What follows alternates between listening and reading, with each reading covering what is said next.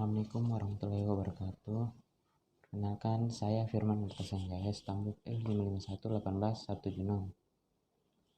Di sini saya akan menjelaskan tentang apa itu API Gateway Microservice. Jadi, API Gateway merupakan pemrograman yang berada di depan Application Programming Interface atau API yang menangani terjemahan protokol. Pemrograman ini sangat berguna jika klien yang dibuat dengan microservice menggunakan beberapa API yang berbeda.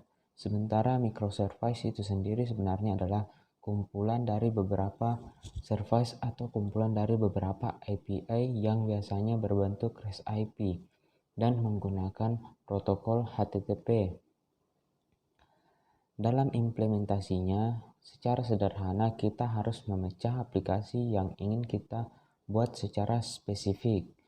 Rinci dari sisi fungsionalisnya, setiap fungsi harus mampu bekerja secara independen, dan fungsi-fungsi tersebut dapat dibangun menggunakan teknologi yang berbeda-beda, sesuai dengan kebutuhan, sehingga sangat memungkinkan akan banyak teknologi dalam satu aplikasi besar. Sebagai contoh, saya akan coba mengambil diagram yang saya dapatkan dari situs min.com. Pada diagram tersebut terlihat jelas bahwa setiap fungsi yang ada pada aplikasi ini dilakukan oleh microservice-nya sendiri. Selain itu, aplikasi web dapat dibagi menjadi satu set aplikasi web yang sederhana, yaitu aplikasi web untuk passenger atau penumpang, dan driver atau pengemudi. Hal ini dapat memudahkan dalam mengembangkan user experience aplikasi yang berbeda untuk penumpang dan pengemudi. Lalu, adapun manfaat dari microservice, yaitu yang pertama adalah arsitektur microservice dapat menurunkan tingkat kompleksitas suatu sistem.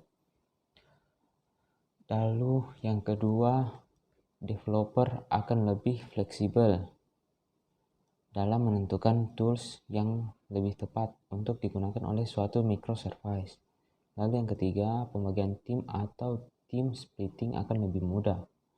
Keempat, microservice memungkinkan perbedaan profil satu service dengan service lainnya, terutama yang berhubungan dengan scaling up dan lain-lain. Adapun karakteristik dari microservice ini, yaitu banyak komponen salah. Satu tujuan digunakannya microservice adalah agar suatu aplikasi dapat memiliki beberapa fitur yang optimal. Tiap fitur tentu saja memiliki komponen tersendiri untuk menjalankan layanannya. Oleh karenanya, dalam microservice akan terdapat banyak komponen yang digunakan, ditujukan untuk kebutuhan bisnis.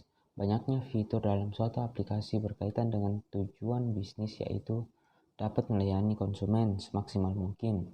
Tanpa microservice, suatu aplikasi hanya dapat menjalankan aplikasinya secara optimal untuk satu tujuan besar, misal transaksi untuk produk rumah tangga. Berbeda jika ada microservice. Hal tersebut bisa dioptimalisasi dengan menambahkan fitur-fitur pelengkap dan transaksi produk rumah tangga. Contoh dari hal itu adalah layanan membersihkan rumah.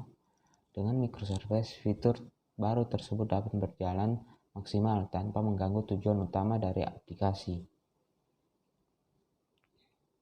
Lalu, proses routing simple. Tujuan microservice adalah menyederhanakan suatu proses dalam aplikasi.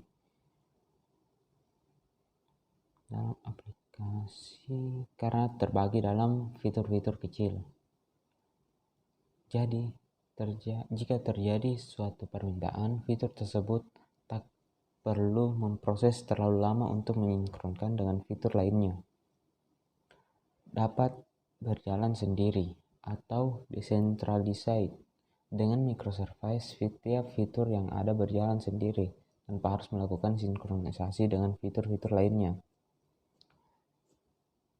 Dengan fitur-fitur lainnya, itulah mengapa setiap fitur dalam aplikasi memiliki tim developernya sendiri yang berbeda dengan pengembang dari aplikasi utama.